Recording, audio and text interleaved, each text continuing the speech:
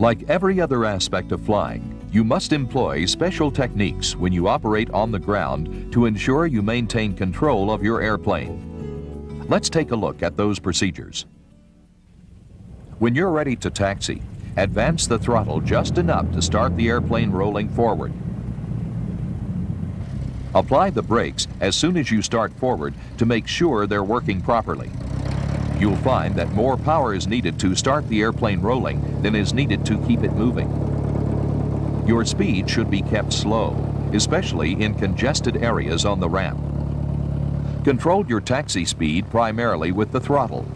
Although applying the brakes will help you slow down, they should be used only when a throttle reduction is insufficient.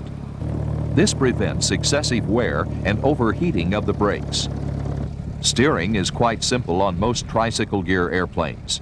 Since the nose wheel is linked to the rudder pedals, applying pressure to them causes the nose wheel and rudder to deflect and turns the airplane.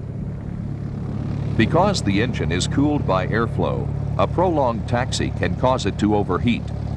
Monitor the engine gauges closely and follow the manufacturer's recommended procedures to improve cooling. Wind blowing over the airplane and its control surfaces is another consideration when taxiing. Let's take a look at several situations and see how the flight controls are used to overcome the adverse effects of wind. There are two general guidelines you should follow. If the wind is blowing toward the front of the airplane, turn the control wheel toward the wind and apply neutral or slight forward pressure. If the wind is from behind the airplane, turn the control wheel away from the wind and push it full forward. Let's take a look at why these general guidelines are true. When you taxi into a direct headwind, the air moves equally above and below the wings. With the control wheel in the neutral position, the airplane exhibits the same stable handling characteristics as it does in flight. In a direct tailwind, moving the control wheel full forward places the elevator in the down position. In this situation, the wind strikes the upper surface and exerts pressure on the top of the elevator. This prevents the tail from being lifted and the airplane from nosing over. A wind from the side, such as this quartering headwind, tends to lift the upwind wing and roll the airplane. When you turn the control wheel into the wind, the upwind aileron moves up and the downwind aileron moves down. The wind flowing over the control surfaces tends to push the left wing down, the right wing up, and counteracts the tipping tendency.